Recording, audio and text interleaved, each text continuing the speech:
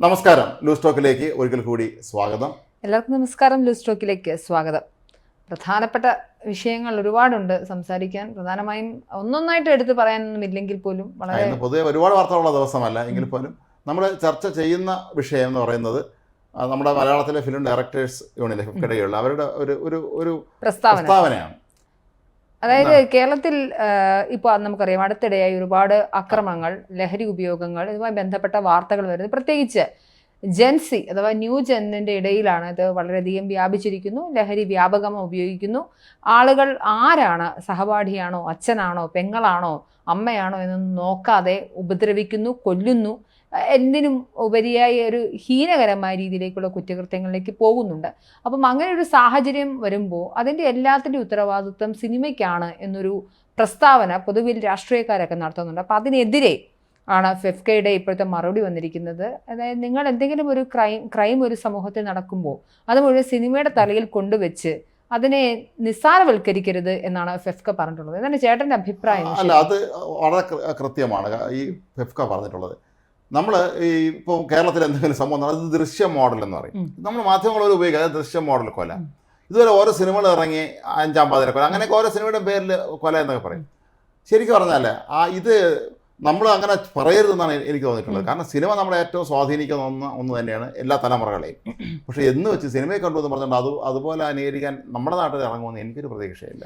ഇന്നലെ മുഖ്യമന്ത്രി തന്നെ പറഞ്ഞെന്താ, എടാ മോനെ എന്ന് ഇപ്പോൾ എല്ലാവരും മറ്റേ ആവേശ സിനിമ കണ്ടിട്ട് വിളിക്കുന്നു എന്നൊക്കെ രീതിയിൽ അദ്ദേഹം പറയുന്നുണ്ടായിരുന്നു. അപ്പം ഇവരെല്ലാം പ്രശ്നം വെച്ചാൽ ഇവർ ജനറലൈസ് ചെയ്ത് പറയുന്നതല്ല, അത് സ്പെസിഫിക് ആയിട്ടൊരു കാര്യത്തിലേക്ക് ഇവർ കടക്കുന്നില്ല, ഇവരിങ്ങനെ പറഞ്ഞു പോകുന്നു. അത്രേ കേരളത്തിൽ കഴിഞ്ഞ 2 വർഷത്തെ കേരള പോലീസിൻ്റെ ഒഫീഷ്യൽ വെബ്സൈറ്റ് എടുത്തു കഴിഞ്ഞാൽ കേരളത്തിൽ കഴിഞ്ഞ കുറേ വർഷങ്ങൾ, പ്രത്യേകിച്ച് കഴിഞ്ഞ 2 വർഷത്തിനിടയിൽ വലിയ രീതിയിലുള്ള ക്രൈം നടക്കുന്നതായിട്ടുള്ള റിപ്പോർട്ടുകളുണ്ട്.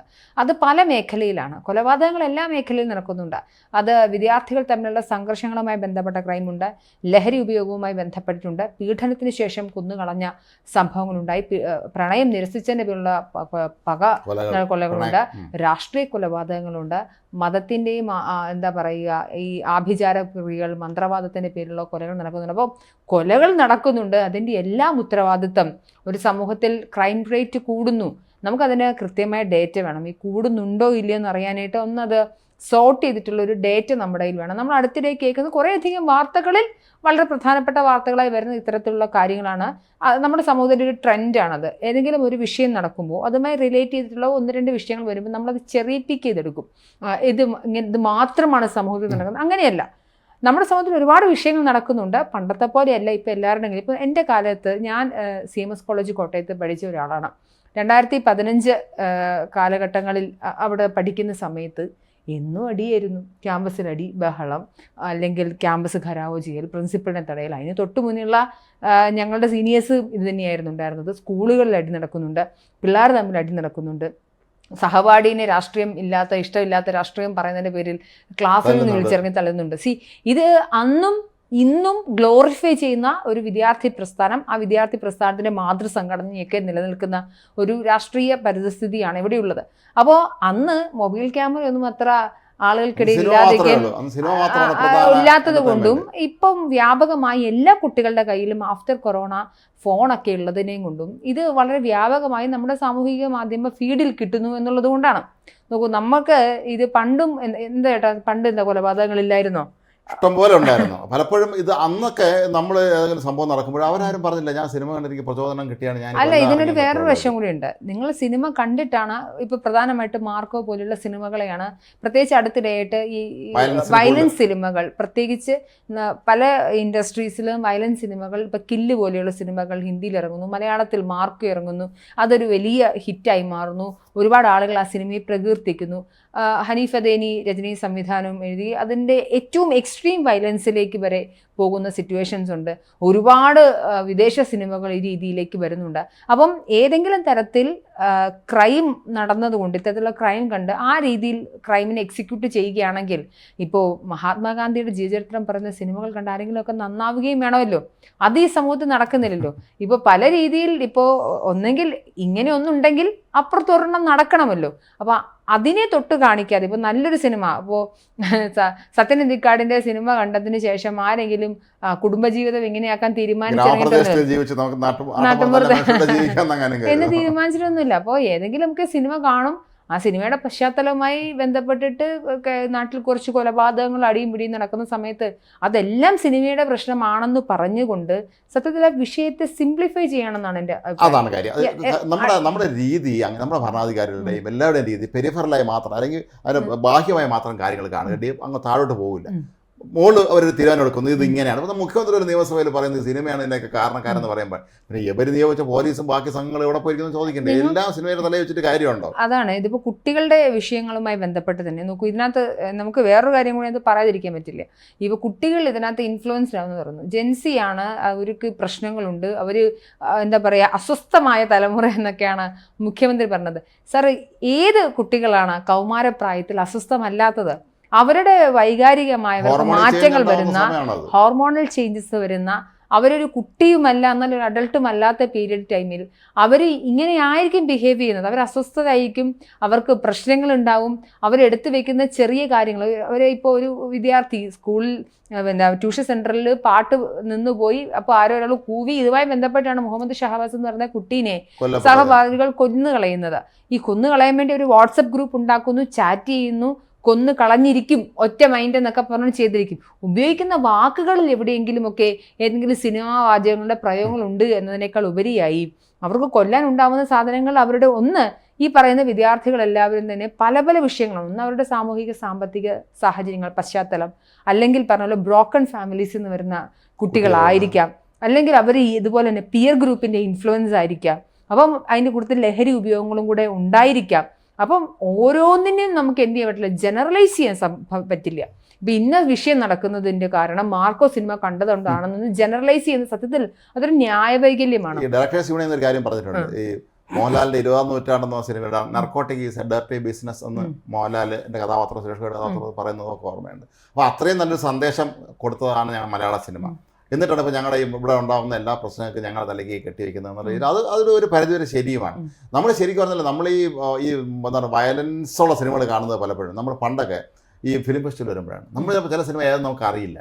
നമ്മൾ ചുമ്മാ എല്ലാ സിനിമയും കയറി കാണാൻ വേണ്ടി ചെല്ലുമ്പോൾ ചിലപ്പോൾ നമ്മൾ കണ്ണുള്ളി പോണ രീതിയിലുള്ള വയലൻസ് ചില സിനിമകൾ കണ്ടിട്ടുണ്ട്. എന്ന് വെച്ചാൽ നമുക്ക് വെളിയിറങ്ങിയ ജീവിതത്തിൽ അതുപോലെ ചെയ്യാവുന്ന കൊറിയൻ സിനിമകൾ, പ്രത്യേകിച്ച് സിനിമ വന്നപ്പോൾ അത് ആൾ ഞെട്ടിപ്പോയിട്ടുണ്ട്. ഈ സിനിമകൾ നമുക്ക് OTT പ്ലാറ്റ്ഫോമുകൾ ഇപ്പോൾ ഒരു സ്മാർട്ട് ഫോൺ ഉണ്ട്, നിങ്ങൾക്ക് സബ്സ്ക്രൈബ് ചെയ്യാൻ പറ്റുകയാണെങ്കിൽ, ഇല്ല നിങ്ങൾക്ക് ഇനി പൈറേറ്റഡ് വേർഷനാണ് കാണേണ്ടതെങ്കിൽ ടെലിഗ്രാമിലുമൊക്കെ ഏത് സിനിമയുടെയും ഈ പറഞ്ഞ പോലെ സെൻസർ ചെയ്യാത്ത വീഡിയോസ് അല്ലെങ്കിൽ സിനിമകൾ കാണാൻ സാധിക്കും. അപ്പോൾ നമ്മുടെ വിരൽത്തുമ്പിൽ ഇത് അവൈലബിൾ ആണ്. നമ്മൾ ലോക സിനിമകളെ പരിചയപ്പെടുകയും ലോക സിനിമകളിൽ ഇങ്ങനെയാണെന്നും സെൻസർ ബോർഡ് പോലും ഇല്ലാത്ത സംവിധാനങ്ങളാണ് പലയിടങ്ങളിലും ഉള്ളത്. അപ്പം അതൊക്കെ ഒരു കലാകാരന് അവൻ്റെ കലയെ ആർട്ടിക്കുലേറ്റ് ചെയ്യാനുള്ള അവൻ്റെ സ്വാതന്ത്ര്യമായി കണക്കാക്കിയാണ് വേണ്ടത്. ഇപ്പോൾ ആവേശ സിനിമയിൽ എടാ മോനെ എന്ന് വിളിക്കുന്നു, അല്ലെങ്കിൽ ആ സിനിമ കണ്ടതുകൊണ്ട് വിദ്യാർത്ഥികളെല്ലാം ഗുണ്ടാ സംഘങ്ങളോട് ആകർഷിക്കപ്പെടുന്നുണ്ട് എന്നൊക്കെ പറഞ്ഞു കഴിഞ്ഞാൽ അത് ഏത് തരത്തിലാണ് നിങ്ങളതിനെ ഒബ്സർവ് ചെയ്യുന്നുള്ളതാണ്. ഇപ്പോൾ മുഖ്യമന്ത്രിക്ക് വേണമെങ്കിൽ അത് ഒരു റീസണായി പറഞ്ഞുകൊണ്ട് മറ്റു പല പ്രശ്നങ്ങളുമുണ്ട്. എൻ്റെ സർക്കാരിൻ്റെ അല്ലെങ്കിൽ ഈ പറഞ്ഞ പോലെ എക്സൈസ് ഡിപ്പാർട്ട്മെൻറ്റ് ഇപ്പോൾ വ്യാപകമായി ലഹരി കിട്ടുന്നുണ്ട്. ഇന്ന് തന്നെ ഈ സമയം ഇപ്പം നമ്മളിത് ഷൂട്ട് ചെയ്യുന്നത് ഉച്ചയ്ക്ക് വൈകുന്നേരം 3:30 കൂടി സമയത്താണ്. ഈ സമയത്ത് ഷൂട്ട് ചെയ്യുന്നതിനിടയ്ക്ക് തന്നെ ഒരു 10-15 കേസുകൾ ഇന്ന് മാത്രം ലഹരി കേസുകൾ പലയിടങ്ങളായിട്ട് റിപ്പോർട്ട് ചെയ്യും, പിടിക്കപ്പെടുകയും കിലോ കണക്കിന് കഞ്ചാവും സിന്തറ്റിക് ഡ്രഗുകളും പിടിക്കുന്ന സിറ്റുവേഷൻസ് ഉണ്ടാവുന്നുണ്ട്. അപ്പോൾ അത് ആരുടെ കുഴപ്പം കൊണ്ടാണ്? അത് സിനിമയിൽ നായകൻ ഉപയോഗിക്കുന്നത് കൊണ്ടാണ്.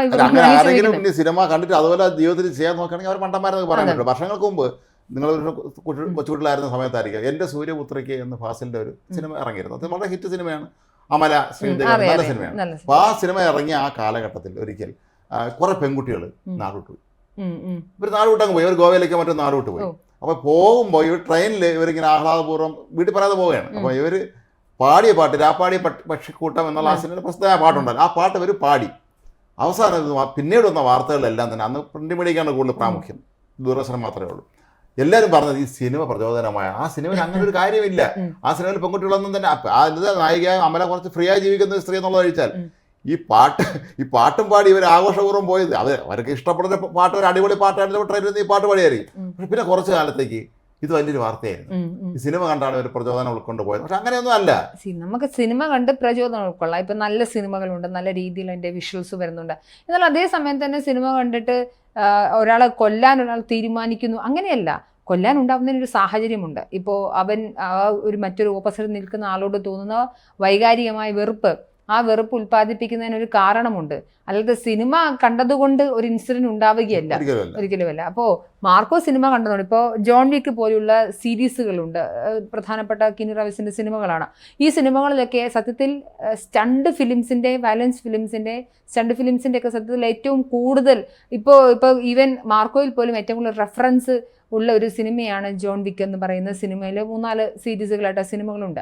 അപ്പം ഇതൊക്കെ കാണുന്ന ഞാൻ ഇങ്ങനത്തെ സിനിമകളൊക്കെ ഇഷ്ടപ്പെടുന്ന പേഴ്സണൽ ഒരു വ്യക്തി കൂടിയാണ് കേട്ടോ. എനിക്കിഷ്ടമാണ് ഇങ്ങനത്തെ സിനിമകളൊക്കെ കാണാനും, അത് ഈ സൈക്കോ കില്ലേഴ്സ് ഫിലിമുകൾ കാണാനും, മർഡേഴ്സ് മൂവികൾ കാണാനും, സ്റ്റണ്ട് സിനിമകൾ കാണാനും ഒക്കെ ഇഷ്ടം. ഞാൻ വ്യക്തിപരമായി ഇതുവരെ അങ്ങനെ ഒരു സിനിമ കണ്ടിട്ട് എന്നാൽ പോയി രണ്ടുപേരെ തല്ലണം എന്നൊരു റേജ് അല്ലെങ്കിൽ ഒരു നമുക്ക് തോന്നില്ല. പക്ഷെ ഞാൻ ആ സിനിമ കാണുന്നത് എനിക്ക് ഒരു 10-15 വയസ്സിലാണ്. ഞാൻ ചിലപ്പോൾ ഇമിറ്റേറ്റ് ചെയ്യുമായിരിക്കും. ഇപ്പോൾ സൂപ്പർ എടുക്കേണ്ടത് സ്പൈഡർമാൻ അല്ലെങ്കിൽ അയൺമാൻ, ഇങ്ങനെയുള്ള സിനിമകളെ കാണുന്ന സമയത്ത് കൊച്ചു കുട്ടികളിലൊക്കെ ഒരു ഇൻഫ്ലുവൻസ് ഉണ്ടാവും. അല്ലെങ്കിൽ ടോം ആൻഡ് ജെറി കാണുന്ന ചെറിയ പ്രായത്തിലേക്ക് വരുമ്പോൾ അവർ നമ്മുടെ കൂട്ടുകാരാണെന്ന് തോന്നുമായിരിക്കും. പക്ഷേ ഇതൊക്കെ കണ്ടതുകൊണ്ട് ഈ നാട്ടിൽ ക്രിമിനലുകൾ ഉണ്ടാവുന്നു, അതുകൊണ്ടാണ് ഞങ്ങളുടെ നാട്ടിലെ ജയിലുകളൊക്കെ നിറയുന്നത്, അതുകൊണ്ടാണ് ക്രൈം റേറ്റ് കൂടുന്നതെന്നുള്ള പെരിഫറലായിട്ടുള്ള ഉപരിപ്ലവമായിട്ടുള്ള നിഗമനങ്ങളിലേക്ക് സത്യത്തിൽ ഉത്തരവാദിത്തപ്പെട്ട ആളുകളെങ്കിലും പോകരുത്. ആളുകൾക്ക് അഭിപ്രായം പറയാം, അതിപ്പോൾ ഒരാൾക്ക് അങ്ങനെ തോന്നുകയാണെന്ന് പറഞ്ഞ് ആർക്കും നല്ല അഭിപ്രായം പറയാം. പക്ഷേ മുഖ്യമന്ത്രിയെ പോലെ ഈ നാട്ടിലെ ആഭ്യന്തരം കൈകാര്യം ചെയ്യുന്ന ഒരു വ്യക്തി എന്ന നിലയിൽ, അല്ലെങ്കിൽ വളരെ പ്രധാനപ്പെട്ട ഒരാൾക്ക് ഇത് സിനിമയുടെ കാരണം കൊണ്ടാണ്, ഞങ്ങൾക്കൊന്നും ഉത്തരവാദിത്തമില്ലെന്ന് പറഞ്ഞ് കൈ കഴുകി മാറി നിൽക്കാൻ സാധിക്കില്ല. മലയാള സിനിമയിലെ മുഖ്യധാര സിനിമയിൽ വലിയ തിരിച്ചടികൾ ഉണ്ടായിരുന്ന സമയത്താണ് മലയാളത്തിൽ ഈ സോഫ്റ്റ് പോർണോ സിനിമകളുടെ വലിയ ഷക്കീലയുടെയൊക്കെ സിനിമ ഇറങ്ങിയ ഒരു കാലഘട്ടം ഉണ്ടായിരുന്നു. ഒരുപാട് സിനിമകൾ അന്ന് ഇറങ്ങി, അതങ്ങ് പോയി, പിന്നെ അത് തീർന്നു. പക്ഷെ അത് കണ്ടിട്ട് ആളെല്ലാം കൂടെ റോഡിൽ ഇറങ്ങി സ്ത്രീകളെ പീഡിപ്പിക്കാൻ പോയി എന്ന് ആരും പറഞ്ഞിട്ടില്ല. മനസ്സിലായി? അത് മറ്റൊരു ആൾ കാണുന്നവർ കാണേണ്ടാത്തവർ കാണില്ല. പക്ഷേ മലയാള സിനിമയിൽ നമ്മൾ പ്രത്യേകിച്ച് എടുത്ത് പറയുമ്പോൾ ഓരോ കാലഘട്ടങ്ങളിൽ വന്ന സിനിമകൾ വെച്ച് നോക്കുമ്പോൾ ഓരോ ട്രെൻഡുകൾ പലപ്പോഴും മലയാള സിനിമയിൽ വന്നിട്ടുണ്ട്. പക്ഷെ അതിനൊക്കെ അനുസരിച്ച് കേരളത്തിലെ ജനങ്ങൾ അതേപടി ജീവിതം നയിച്ചിട്ടുണ്ടെന്ന് എനിക്കൊരിക്കലും തോന്നിയിട്ടില്ല. സിനിമയാണ്, അതൊരു ഇല്യൂഷനാണ്. ശരിക്കും നമ്മളൊരു നിഴലാണ് നമ്മളവിടെ കാണുന്നത്. സിനിമ എന്ന് പറയുമ്പോൾ അത് ഒരു സാധാരണ മനുഷ്യനെ സംബന്ധിച്ചിടത്തോളം അവൻ്റെ ഏറ്റവും ചെറിയ ചിലവിൽ അവന് കിട്ടുന്ന ഒരു എൻ്റർടൈൻമെൻ്റ് ആണ്. ഒരു 2-2.5 മണിക്കൂർ കിട്ടുന്ന എൻ്റർടൈൻമെൻ്റ് ആണ്. ആ എൻ്റർടൈൻമെൻറ്റ് കാണുന്നു, തിരിച്ചു വരുന്നു. ആ എൻ്റർടൈൻമെൻറ്റിന് വേണ്ടി പണിയെടുക്കുന്ന സംവിധായകൻ മുതൽ എൻ്റെ ലൈറ്റ് ക്യാമറ ബോയ് മുതൽ അതിൻ്റെ എന്താ പറയുക സെറ്റിൽ ഭക്ഷണം കൊണ്ട് കൊടുക്കുന്ന ആൾ വരെ എത്തുന്ന വലിയ ഒരു വ്യവസായം കൂടിയാണ്. അപ്പം അങ്ങനെയുള്ള വ്യവസായത്തിന് എടുത്തു വെച്ചതിന് ശേഷം ഇത് നിങ്ങളുടെ സിനിമ കൊണ്ടാണ് ഈ പ്രശ്നം ഉണ്ടാകുമെന്ന് പറയാൻ പറ്റില്ല.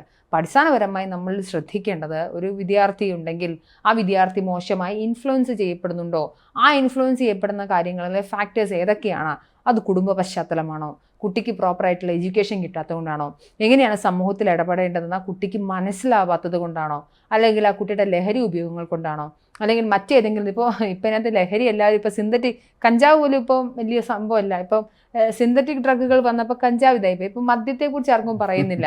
അപ്പോൾ അതെ, അപ്പോൾ അതൊക്കെ നോർമലൈസ്ഡ് ആവുകയാണ്. അപ്പോൾ ഇത് നമ്മുടെ നാട്ടിൽ നിരോധിച്ചുകൊണ്ടാണ് ഇത് ചെയ്യേണ്ടത്, അതോ ഇത് നമ്മുടെ നാട്ടിൽ ലീഗലാക്കിക്കൊണ്ട് അതിനെ റെഗുലേറ്റ് ചെയ്യണോ വേണ്ടതുള്ള വളരെ എന്താ പറയുക കാര്യക്ഷമമായ ചർച്ചകളാണ് വേണ്ടത്. അതിന് പകരം എന്താ പറയുക നിഴലിനോട് യുദ്ധം ചെയ്യുന്നത് പോലെയാണ് ഇമാതിരി. നിഴലിനോട് തന്നെയാണ് നമ്മൾ യുദ്ധം ചെയ്യുന്നത്. ഈ സെൻസർ ബോർഡിൽ പണ്ട് പിന്നെ പലപ്പോഴും സിനിമയെ ബന്ധമില്ലാത്ത അല്ലെങ്കിൽ കലയെ ബന്ധമില്ലാത്ത സിനിമ എന്താണെന്ന് അറിയാൻ പാടില്ലാത്തവരെ പോലും നിയോഗിക്കുന്ന ഒരു കാലഘട്ടമൊക്കെ ഉണ്ട്. അതൊക്കെ മാറി സിനിമയെക്കുറിച്ച് നല്ല ധാരണയുള്ള ആളുകളാണ് സെൻസർ ബോർഡ്. നമ്മുടെ വിജയകൃഷ്ണ സാറിനെയൊക്കെ പോലെയുള്ള വളരെ പ്രശസ്തരായ സിനിമ നിരൂപകരും സംവിധായകരും ഒക്കെ ആയിട്ടുള്ള ഒരുപാട് പേരൊക്കെ ഉണ്ട്. അപ്പോൾ അവരെയൊക്കെ സംബന്ധിച്ചിടത്തോളം അവരുടെ മുന്നിലെത്തുന്ന സിനിമ, സെൻസറി എത്തുന്ന സിനിമ എന്ന് പറഞ്ഞാൽ അതൊരു ഒരു പീസ് ഓഫ് വർക്കാണ്. അതിനെ അവരെങ്ങനെ വിലയിരുത്തുന്നുള്ളതാണ്. അത് തീരെ അസഹ്യം സാധനം ഉണ്ടെങ്കിൽ മാത്രം അവർ കട്ട് ചെയ്യാൻ പറയുകയുള്ളൂ. പണ്ട് അങ്ങനെ അല്ലായിരുന്നു. പണ്ട് ഇതിന് ഒരുപാട് നിയന്ത്രണങ്ങളുണ്ടായിരുന്നു. ചില വാക്കുകൾ, എൻ്റെ ഒരു സുഹൃത്ത് ഒരിക്കലും നിർമ്മിച്ച സംവിധാനം ഒരു സിനിമയിൽ ഒരു വാക്കിൻ്റെ വില അതിന് സർട്ടിഫിക്കറ്റ് കൊടുത്തു. അത് പറഞ്ഞൊരു വാക്ക് അത് നമുക്കറിയില്ല എന്താണെന്നുള്ളത്. ആ വാക്ക് ശരിയല്ല, അത് പിന്നെ പ്രായപൂർത്തിയവർ കേൾക്കാൻ ആയിട്ടില്ലാത്ത കുട്ടികൾ കേൾക്കാൻ പാടില്ല എന്നൊന്ന് അവിടെ നിന്ന് സെൻസർ ബോർഡിലെ ഉദ്യോഗസ്ഥന്മാരെ ആളുകൾ നിർബന്ധം പിടിച്ചിരുന്നു. അതോ ഞാൻ കഴിഞ്ഞ ദിവസം ഒരു പുസ്തകം പറയായിരുന്നു, ഒരു സിനിമയിൽ ഒരു പ്രധാന കഥാപാത്രം മദ്യപിച്ചുകൊണ്ട് അദ്ദേഹം പറയുകയാണ്, ഞാൻ ദേശീയ അവാർഡ് വാങ്ങിച്ച അധ്യാപകനാണെന്ന് അദ്ദേഹം പറയുന്നു. ഇത് വെട്ടാൻ പറഞ്ഞു. Censor board. സെൻസർ ബോർഡ് ഉണ്ടായിരുന്ന ഞങ്ങളെയൊക്കെ ഒരു അധ്യാപികയായിരുന്ന ഞങ്ങളുടെ അധ്യാപികയായിരുന്ന ഒരാൾ ആ ബോർഡിനാണ്. ഞാൻ പിന്നെ ടീച്ചറിനോട് ചോദിച്ചു. അപ്പോൾ ഞങ്ങളെല്ലാവരും അത് ഏകാണ്ടായിട്ട് പറഞ്ഞ കാര്യമാണ്, അത് ശരിയല്ല, അത് നല്ല സന്ദേശമല്ല നൽകുന്നത് എന്ന് പറഞ്ഞു. പക്ഷേ അപ്പം നമുക്ക് തോന്നി ശരിയായിരിക്കും. പക്ഷെ വർഷം ശേഷം ആലോചിച്ചപ്പോഴേ അധ്യാപനം എന്തുകൊണ്ട് മദ്യപിക്കാൻ പാടില്ല? ഇതിനകത്ത് മദ്യനിരോധനമൊന്നും ഇല്ലല്ലോ. അധ്യാപനം മദ്യപിച്ചിട്ട് ഞാൻ പണ്ട് പിന്നെ നാഷണൽ അവാർഡ് വാങ്ങിച്ച അധ്യാപകനാണെന്ന് പറഞ്ഞാൽ അത് അയാളെ വ്യക്തിപരമായ കാര്യമാണ്. അല്ല, മദ്യനിരോധനമായിട്ട് ബന്ധപ്പെട്ടിട്ടാണ് ഗോവിന്ദ മാസ്റ്റർ ഒരു വലിയ പ്രസ്താവന ഇറങ്ങിയിട്ടുണ്ട്. മദ്യപാനം ചെയ്യുന്ന ആളുകൾ പാർട്ടിയിൽ മെമ്പേഴ്സ് ആവണ്ട എന്നൊരു വലിയ പ്രസ്താവനയും അദ്ദേഹം ഇറക്കിയിട്ടുണ്ട്. ഇതിന്റെ പശ്ചാത്തലം CPM പിരിച്ചുവിടേണ്ടി വരും എന്നുള്ളതാണ് ഏറ്റവും ട്രെൻഡിങ് ആയ ഒരു കാര്യം. എന്നാൽ അദ്ദേഹത്തിനൊപ്പം അതിനെ ഇങ്ങനെ ഇവരെല്ലാം ചെയ്യുന്ന ഇതാണ്.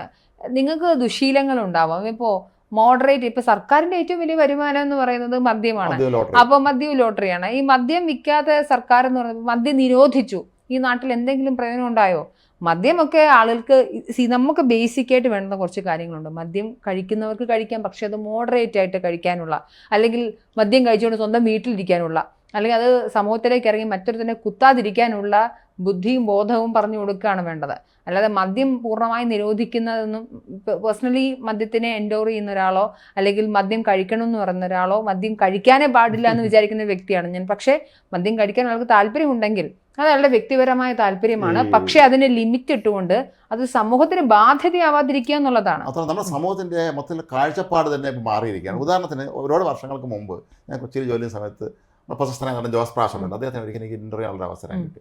ആ ഇന്റർവ്യൂവിന് മുമ്പ് അദ്ദേഹം പേഴ്സണലി കുറച്ച് സംസാരിച്ചിരുന്നപ്പോൾ അദ്ദേഹം പറഞ്ഞൊരു വിചിത്രമായ കാര്യമുണ്ട്. അദ്ദേഹം പറഞ്ഞത് അദ്ദേഹം എല്ലാ സിനിമയിലും അന്ന് കൂടുതലും വില്ലൻ ആയിട്ട് അഭിനയിക്കുന്നത്, വല്ല നമ്മളെ പേടിപ്പിക്കുന്ന തരത്തിലുള്ള വില്ലനാണ്. അപ്പോൾ അദ്ദേഹം പറഞ്ഞ് എന്നെ കൊട്ടാരക്കര ശ്രീധരൻ നായരെയൊക്കെ പോലെയുള്ള ആളുകൾ അടുത്തോട്ട് പലരും പരിചയപ്പെടാനോ അല്ലെങ്കിൽ ഒരു സൗഹൃദം നേടാനൊക്കെ ഒന്ന് മടിക്കും. ചിലപ്പോൾ ഒരു ഭാര്യ ഭർത്താവ് ഒരുമിച്ച് എവിടെയെങ്കിലും ഒരു ചടങ്ങിനൊക്കെ ചെല്ലുമ്പോൾ അവർ വരുമ്പോൾ ഈ ഭർത്താവ് വരുമ്പോൾ ഒന്ന് പരിചയപ്പെടും, ഭാര്യ പരിചയപ്പെടുന്ന നോക്കുമ്പോൾ അവരൊന്ന് പുറകോട്ട് വലിയുന്നത് കാണാം. കാരണം അവർ കരുതിയത്, അന്നത്തെ സമൂഹം കരുതിയിരുന്നത് ഇവർക്ക് ജീവിതത്തിൽ ഈ സൈസ് ആളുകളാണ് എന്നാണ്. പക്ഷേ പണ്ടാരോ പറഞ്ഞിട്ടുണ്ട്, നമ്മളെ നാട്ടിലെ സിനിമയിലൊക്കെ തന്നെ വില്ലൻ വേഷങ്ങൾ പറഞ്ഞ ആളുകൾ വളരെ ജന്മന്മാരായിരിക്കും. അത് സത്യവുമാണ്. പലപ്പോഴും അത് നന്നായി പെരുമാറുന്നവർ നല്ല മനുഷ്യരായിരിക്കും. പക്ഷേ ഇന്നത് മാറി. ഇന്ന് നമ്മൾ വലിയൊരു വില്ലൻ നടൻ വന്നാൽ നമ്മളാരും അവരെ പേടിക്കുക അല്ലെങ്കിൽ അവരടുത്തൊരു ചെയ്യുന്ന അവസ്ഥയൊന്നുമില്ല. ആളുകളെ കുറിച്ച് കൂടുതൽ ബോധവാന്മാരാണ്. ഇതിനകത്തൊരു പൊളിറ്റിക്കൽ വശം കൂടിയുണ്ട്. നോക്കൂ, ഇപ്പം ഉണ്ണി മുകുന്ദൻ എന്ന് പറയുന്ന വ്യക്തി സംഘപരിവാറിനെ സപ്പോർട്ട് ചെയ്യുന്ന ഒരു വ്യക്തിയാണെന്ന രീതിയിലാണ് പോർട്രേ ചെയ്യപ്പെടുന്നത്. അദ്ദേഹം സംഘപരിവാറിനെ ആരാധിക്കുന്നുണ്ടോ എന്ന് എനിക്കറിയില്ല, പക്ഷെ അദ്ദേഹം ഹിന്ദു മത ചിത്രീകരിക്കപ്പെടുന്നത്. അദ്ദേഹം ഹിന്ദു മത ഫോളോ ചെയ്യുന്നുള്ള, അദ്ദേഹം മേപ്പടിയാൻ പോലെയുള്ള ഒരുപാട് സിനിമകൾ ചെയ്ത ഒരു വ്യക്തിയാണ്. ആ സമയത്തൊക്കെ അദ്ദേഹം അതുമായി ബന്ധപ്പെട്ടുള്ള രാഷ്ട്രീയ പ്രസ്താവന ഇറക്കിയിട്ടുണ്ടെന്നൊക്കെ പറയപ്പെടുന്നു. അതൊക്കെ ഒരു വശത്താണ്. പക്ഷേ ഈ മാർക്കോയിൽ അഭിനയിച്ച ഉണ്ണി മുകുന്ദൻ സത്യത്തിൽ ഒരു 100 കോടി ക്ലബിലേക്ക് എത്തുന്നു. അദ്ദേഹത്തിന്റെ സ്റ്റാർഡം വളരെ വലുതാകുന്നു. ഈ ഘട്ടത്തിൽ ഉണ്ണി മുകുന്ദന്റെ മാർക്കോയെ മാത്രം ടാർഗറ്റ് ചെയ്ത് സംസാരിക്കേണ്ടി വരിക, അത് സത്യത്തിൽ അതിനൊരു പൊളിറ്റിക്കൽ വശം കൂടി, അതിനൊരു പൊളിറ്റിക്കൽ വശം കൂടിയുണ്ട്. ആ പൊളിറ്റിക്കൽ വശത്തെയും നമ്മൾ എക്സ്പോസ് ചെയ്യേണ്ടതുണ്ട്. കാരണം ഉണ്ണി മുകുന്ദന്റെ മാർക്കോ കണ്ടിട്ട് എത്ര ആണ് മുഹമ്മദ് ഷഹബാസിനെ താമരശ്ശേരിയിൽ കൊന്നതെന്ന് വ്യക്തിപരമായി ഞാൻ വിശ്വസിക്കുന്നില്ല. മുഹമ്മദ് ഷഹബാസിനെ കൊല്ലാൻ വേണ്ടി ഒരു വാട്സപ്പ് ഗ്രൂപ്പ് ഉണ്ടാക്കിയിട്ടുണ്ടാവാം, ഇൻസ്റ്റഗ്രാമിൽ ചാനൽ തുടങ്ങിയിട്ട് അതിൽ സംസാരിച്ചിട്ടുണ്ടാവാം, അതൊക്കെ ചെയ്തിട്ടുണ്ടാവാം. പക്ഷേ ആ കുട്ടിക്ക് നോക്കൂ, എവിടെ നിന്നാണ് ഈ കുട്ടികൾക്ക് മാതൃക കിട്ടുന്നതെന്ന്. അങ്ങനെയാണെങ്കിൽ സിനിമ മാതൃകയാണെങ്കിൽ ഈ ന്യൂജനിനെ മാത്രം മാറ്റി നിർത്തിക്കൊണ്ട് കളിയാക്കുന്ന അല്ലെങ്കിൽ അങ്ങനെയുള്ള ആളുകളാണ് പ്രശ്നങ്ങളെല്ലാം ഉണ്ടാക്കുന്നതെന്ന് പറയുമെങ്കിൽ ഇവരാരെയാണ് മാതൃകയാക്കുന്നത്? ഊരിപ്പിടിച്ച വടിവാളിനിടയിൽ കൂടി നടന്നു പോയത് വലിയ ക്രെഡിറ്റായി പറയുന്ന, രക്തസാക്ഷികളെ ആരാധിക്കുന്ന, രക്തസാക്ഷി ദിനം അനുമോദിക്കുന്ന, രാഷ്ട്രീയ കൊലപാതകങ്ങളെ തള്ളിപ്പറയാത്ത, TP വധക്കേസ് നടന്നു, അത് ഞങ്ങളുടെ കഴിവാണെന്ന് വിചാരിക്കുന്ന, പെരിയ കൊലപാതകം നടത്തിയതിന് ശേഷം അതിൻ്റെ പ്രധാനപ്പെട്ട പ്രതികളായി പാർട്ടി അനുഭാവികളുള്ള പലരുടെ പ്രമുഖ നേതാക്കന്മാരുള്ള ഒരു ഭരണപക്ഷവും, അതേപോലെ തന്നെ ഇപ്പം നമുക്കറിയാം കഴിഞ്ഞ ദിവസം ഡിസോൺ കലോത്സവവുമായി ബന്ധപ്പെട്ടിട്ട് SFI KSUക്കാർ തമ്മിൽ അടിപിടി ഉണ്ടാവുന്നു. അന്ന് KSU നടത്തിയിട്ടുണ്ടായ അടിയും തല്ലുന്നതാണ്, ആംബുലൻസിനെ തടഞ്ഞു വെച്ച് മർദ്ദിക്കാൻ നമ്മൾ കണ്ടതാണ്. അതിനെ സപ്പോർട്ട് ചെയ്യുന്ന നേതാക്കന്മാർ വരുന്നു. അവർ സോഷ്യൽ മീഡിയയിൽ അങ്ങോട്ടും ഇങ്ങോട്ടും കൊല്ലുമെടാ തല്ലുമെടാ എന്ന് പറയുന്ന കാര്യങ്ങൾ വരുന്നു. പണ്ട് SFIയുടെ മുദ്രാവാക്യം വിളിച്ചിരുന്ന ഒരു വ്യക്തിയാണ് ഞാൻ. വിളിക്കാൻ അന്ന് ഉപയോഗിച്ചിരുന്ന ഭാഷയിൽ ഒരു മുദ്രാവാക്യം വിളിച്ചിട്ട് ഇന്ന് ക്രൈമാണ് സത്യത്തിൽ. അവരുപയോഗിക്കുന്ന ഭാഷ വീട്ടിൽ കയറി തല്ലുമെന്നും അടിക്കുമെന്നും തല കാണില്ല എന്നും പറയുന്ന ആളുകളാണ്. അപ്പോൾ ഇന്നത്തെ ജെൻസി ഇനി മാതൃകയാക്കുന്നുണ്ടെങ്കിൽ തന്നെ ആരെയാണ് ആക്കുന്നത് എന്നൊരു ചോദ്യം ഇവിടെ നിലനിൽക്കുന്നുണ്ട്. അല്ല, അവർ ഏത് തലത്തിലുള്ള ആൾക്കാരെയാണ്? ഒന്നെങ്കിൽ ജെൻസിയുടെ തൊട്ടു പിറകിലുള്ളൊരു തലമുറയിൽപ്പെട്ട ഒരാളാണ് ഞാൻ. എന്നെ അല്ലെങ്കിൽ എൻ്റെ സഹപാഠികളെ അല്ലെങ്കിൽ എൻ്റെ പ്രായത്തിലുള്ള തലമുറയിലുള്ള ആളുകളായിരിക്കും മാതൃകയാക്കേണ്ടത്. ഞാൻ മാതൃകയാക്കുന്നവരാരാണ്? പണ്ട് കാലത്ത് കേരളത്തിൽ എല്ലാം അടിപൊളിയായിരുന്നു, എത്ര സമഭാവനയോടുകൂടിയാണ് ആളുകൾ സമൂഹം ഉണ്ടായിരുന്നത്, എന്ത് മനോഹരമായിരുന്നു, ശ്യാമസുന്ദര കോമളമായിരുന്ന ഒരു സമൂഹ അവസ്ഥയായിരുന്നു, ഇവിടെ പ്രശ്നങ്ങളേ ഉണ്ടായിരുന്നില്ല എന്ന് പറയുന്ന വാദിക്കുന്ന ഒരു വിഭാഗമാണ് എൻ്റെ തൊട്ടു മുന്നിലുള്ള. പക്ഷെ അവർ തന്നിരുന്ന മാതൃകകൾ അങ്ങനെയായിരുന്നോ? അങ്ങനെ ആയിരുന്നില്ല. മാത്രമല്ല എനിക്കിപ്പോൾ തോന്നിയിട്ടുള്ള കാര്യം, നമ്മൾ മലയാളികളെ സിനിമാക്കാരെ സിനിമയെ കാണുന്ന ആളാണ്. ഇത് സിനിമ നമ്മൾ ഒന്നാണെന്ന് പലപ്പോഴും സിനിമാക്കാരെ അങ്ങനെ ആയിരുന്നെങ്കിൽ കേരളം ഇപ്പം തമിഴ്നാട്ടിലും ആന്ധ്രയിലും ഒക്കെ സിനിമാക്കാർ ഭരിച്ചു. പക്ഷേ കേരളത്തിൽ അങ്ങനെ സംഭവിച്ചത് പ്രേം നസീറിനെ പോലെയുള്ള എത്രയും വമ്പൻ താരം 1987 പൊതു തിരഞ്ഞെടുപ്പിന് UDF വേണ്ടി കേരളത്തിലെ മുഴുവൻ മണ്ഡലത്തിലും അദ്ദേഹം ക്യാമ്പയിൻ നടത്തിയിട്ടും അന്ന് ഭരണം കിട്ടിയില്ല. നടൻ മുരളി മലയാളത്തിലേക്ക് ഏറ്റവും പ്രിയപ്പെട്ട നടനാണ്. അദ്ദേഹം ആലപ്പുഴയിൽ VM സുധീരനെതിരെ മത്സരിച്ചു, പാർലമെന്റിലെത്തി. മുരളി പരാജയപ്പെട്ടു.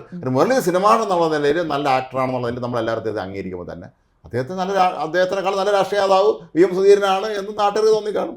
സ്വാഭാവികമാണ്. അപ്പം നമ്മളെപ്പോഴും രണ്ടിനും രണ്ടായി തന്നെ കാണുമ്പോൾ ഇപ്പോഴാണ് ഈ ഒരു ട്രെൻഡ് വരുന്നത്. എന്ത് പറഞ്ഞാൽ അതിൻ്റെ സിനിമയാണ് അതിൻ്റെ ഉത്തരവാദി എന്ന രീതിയിലേക്ക് കടന്നു വരുന്നത്. സിനിമ എന്ന് പറഞ്ഞത് വലിയൊരു എന്താണ് 20ാം നൂറ്റാണ്ടിൻ്റെ കല എന്നാണ് ലെനിൻ വിശേഷിപ്പിച്ചുള്ളത്. അത്രയും വലിയ ജനങ്ങളുടെ ഏറ്റവും സ്വാധീന ശേഷിയുള്ള ഒരു കലാരൂപമാണത്. അതിന് എന്ത് സംഭവിച്ചാലും അതൊക്കെ സിനിമയാണ് അതിന്റെ ഉത്തരവാദി എന്ന് പറയുന്നത്. സത്യത്തിൽ കൈ കഴുകുകയാണ് ചേട്ടാ ചെയ്യുന്നത്. ഇവർ അടിസ്ഥാനപരമായ പ്രശ്നങ്ങൾ മനസ്സിലാക്കാതെ എക്സൈസിന്റെ വകുപ്പ് എന്ന് പറയുന്ന ഒരു വകുപ്പിന് വലിയ ഒരു പണിയില്ലാതെ വെറുതെ കുത്തിരിക്കുന്ന ആളുകൾ അവിടെ ഇരുന്നുകൊണ്ട് ലഹരി ഒഴുക്കിനെയൊന്നും തടയാതെ അവരിതിനെയൊക്കെ കയ്യും കെട്ടി നോക്കിയിരുന്നതിന് ശേഷം പിള്ളേരെ ഈ സാധനം എല്ലാം കിട്ടി അവരത് ഉപയോഗിച്ച് ബഹളം വയ്ക്കുന്ന സമയത്ത് നോക്കൂ സിനിമ കണ്ടിട്ടാണ് ഇവരിത് ഉപയോഗിക്കുന്നതെന്ന് പറഞ്ഞു കഴിഞ്ഞാൽ സാറുമാർ മനസ്സിലാക്കേണ്ട ഒരു കാര്യം, അതിനെയൊക്കെ റെഗുലേറ്റ് ചെയ്യാനാണ് നിങ്ങളെ ഇവിടെ കൊണ്ടുവന്ന് ഞങ്ങളുടെ നികുതി പണത്തിൽ നിന്നും സാലറി ഒക്കെ തന്നെ എഴുതിയേക്കുന്നത്. അത് മനസ്സിലാക്കാതെ അതിനെ കേസുകൾ പിടികൂടുന്ന എത്ര പേര് പറഞ്ഞിട്ടുണ്ട് എന്നെ സ്വാധീനിച്ച ആ സിനിമയാണെന്നുള്ളത്.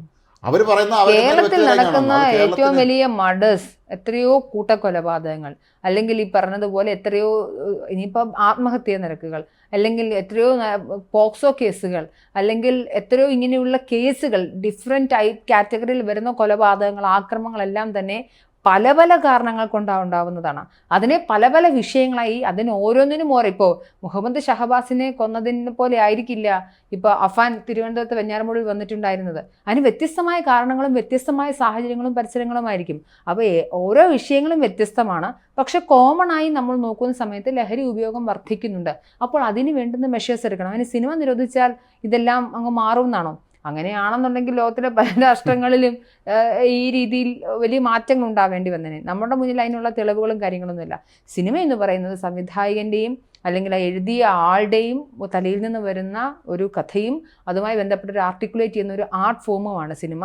ആ സിനിമയ്ക്ക് സമൂഹത്തിനോട് ഉത്തരവാദിത്തം ഉണ്ടായിരിക്കണം എന്ന് ആർക്കും പറയാൻ അധികാരമില്ല. അത് സംവിധായകൻ്റെയും എഴുത്തുകാരൻ്റെയും മാത്രം കലയാണ്. നിങ്ങൾക്ക് വേണമെങ്കിൽ അത് കാണാം, വേണമെങ്കിൽ അത് ആസ്വദിക്കാൻ പറ്റിയില്ലെങ്കിൽ സിനിമയെ നിങ്ങൾക്ക് വിമർശിക്കാം, കുറ്റം പറയാം. പക്ഷേ അതിനർത്ഥം സിനിമ നിരോധിക്കണമെന്നും സിനിമയെ പൂർണ്ണമായി സെൻസർ ചെയ്ത് ഗാന്ധി വാചകങ്ങൾ മാത്രം എഴുതി വെച്ചുകൊണ്ട് സിനിമകൾ ഉണ്ടാവണം എന്ന് പറയുന്നതൊക്കെ മൂഢന്റെ സ്വർഗത്തിൽ നിന്നുള്ള വാചകങ്ങളാണ്. കുട്ടിക്കാലത്ത് ഞങ്ങൾ ബ്ലാക്ക് ആൻഡ് വൈറ്റ് സിനിമകൾ കാണുമ്പോൾ ആ സിനിമ അവസാനിക്കുമ്പോൾ ശുഭം എഴുതി കാണിക്കും. ഇപ്പൊ ശുഭം എഴുതി കാണിക്കും. മാത്രമല്ല ഈ പല സിനിമകളിലും അന്നത്തെ കാലത്ത് ഇതിന്റെ ഈ എൻഡ് എന്ന് പറയുന്നത് അത് വളരെ ശുഭപര്യാസമായിരിക്കുകയും ചെയ്യും. എന്തെങ്കിലും സന്ദേശമൊക്കെ തരുന്നതൊക്കെ ആയിരിക്കും. ഈ സന്ദേശം ഉൾക്കൊണ്ടിട്ട് അന്ന് ഇവിടെ സംഭവങ്ങളൊന്നും നടന്നിട്ടില്ല. അന്ന് ഇത്രയും സിനിമ അന്ന് ഇന്നത്തെ പോലെയല്ല, ഒരുപാട് സിനിമ ഇറങ്ങുന്ന ഒരു കാലമാണ്. നസീറൊക്കെ ഒരു വർഷം 30-40 സിനിമ ഇറങ്ങുന്ന കാലമാണ്. മിക്കവാറും അവരുടെയൊക്കെ സിനിമകൾ കൂടുതലും അവരൊക്കെ വളരെ നല്ല സ്ഥലസ്വഭാവികളും അവസാനം സിനിമയെ തോൽപ്പിക്കുന്നതൊക്കെ എല്ലാം കാണിക്കുന്നത്. എന്നിട്ട് ഇവിടെ നിന്ന് സംഭവിച്ചു? ഒന്നും സംഭവിച്ചില്ല. വീണ്ടും പഴയതുപോലെ തന്നെ കടന്നുപോയി. ക്രൈം റേറ്റ് ഇപ്പോൾ ഒരുപാട് കൂടി എന്ന് പറയുമ്പോൾ എന്തിനെങ്കിലും ഒന്നിൻ്റെ ചുമലിൽ ചാരി വയ്ക്കണമല്ലോ. അത് തൽക്കാലം സിനിമയെ കിട്ടി അങ്ങോട്ട് വെച്ച്. അല്ല ഈ സിനിമ കാണാൻ പോകുന്ന നേരത്തെ മാനേജർ പറഞ്ഞ പോലെ സിനിമ മാത്രം കണ്ട അവൻ്റെ കയ്യിൽ മൊബൈൽ ഇരിക്കുകയല്ലേ, അവനിതിലെല്ലാം കാണാമല്ലോ. അല്ലാത്ത മറ്റു കാര്യങ്ങളെല്ലാം കാണാം. ഈ ആത്മഹത്യ ചെയ്യണമെന്ന് വിചാരിക്കുന്നു. ഒരു കുട്ടി ആത്മഹത്യ ചെയ്യണമെന്ന് വിചാരിച്ചു കഴിഞ്ഞാൽ വളരെ നിസ്സാരമായിട്ട് ഹൗ ടു കമ്മിറ്റ് സൂയിസൈഡ് എന്ന് ഗൂഗിൾ ചെയ്ത് നോക്കിക്കഴിഞ്ഞാൽ ഒരു 1000 വഴികൾ തെളിഞ്ഞു വരും. അപ്പോൾ ആ കുട്ടി അപ്പോൾ കുട്ടി ഫോൺ ഉപയോഗിക്കുന്നതിന് പ്രശ്നമാണോ? അല്ല. അപ്പോൾ എന്ത് ചെയ്യും? ഫോൺ നിരോധിക്കാൻ പറയും. അതാണ് ഈ നാട്ടിലൊരു ട്രെൻഡ് എന്ന് പറയുന്നത്. അപ്പോൾ ഏതെങ്കിലും ഒരു മാധ്യമത്തിൻ്റെ തലയിലേക്ക് ചുമന്ന് കൊണ്ട് വെച്ചതിന് ശേഷം നിങ്ങൾ ആ ബാധ്യത എടുത്തോളാം എന്ന് പറഞ്ഞു കഴിഞ്ഞാൽ അത് അംഗീകരിക്കാനാവില്ല. അടിസ്ഥാനപരമായ പ്രശ്നങ്ങൾ പരിഹരിക്കണം. കുട്ടികൾക്ക് കൗൺസിലിംഗ് കൊടുക്കണം, തെറാപ്പി സെഷനുകൾ കൊടുക്കണം, കുട്ടികൾക്ക് പ്രോപ്പറായി സെക്സ് എഡ്യൂക്കേഷൻ കൊടുക്കണം, അവരെ വിദ്യാഭ്യാസം എന്ന സർട്ടിഫിക്കറ്റ് ഉണ്ടാക്കുക മാത്രമല്ല എങ്ങനെയാണ് നല്ലൊരു സാമൂഹിക പൗരനാവേണ്ടതുണ്ട്, അത് ഏത് രീതിയിലാണ് നിങ്ങൾ മോൾഡ് ചെയ്തെടുക്കേണ്ടതെന്നുള്ള കുട്ടികൾക്ക് വിഷൻ കൊടുക്കണം, ലഹരി ഉപയോഗങ്ങൾ എങ്ങനെ ദൂഷ്യഫലങ്ങൾ ഉണ്ടാക്കുമെന്ന് മനസ്സിലാകണം, മാതൃകാപരമായ ശിക്ഷകൾ കൊടുക്കണം. നമ്മുടെ കേരളം പോലെയുള്ള ഇന്നും ഇന്ത്യയിൽ ഏറ്റവും മികച്ച സിനിമകൾ ഉണ്ടാകുന്ന ഒരു ഭാഷ മലയാളം തന്നെയാണ്.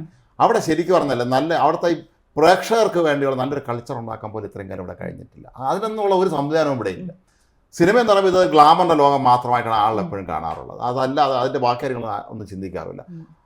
സർക്കാരിനെ സംബന്ധിച്ച് നല്ല ലാഭം കിട്ടുന്ന ഒരു മേഖലയാണ്. അവിടെ നിന്ന് കിട്ടുന്ന നികുതി എന്ന് പറഞ്ഞാൽ വൻതോതിലാണ് സിനിമയിൽ നിന്ന് പൈസ കിട്ടുന്നത്.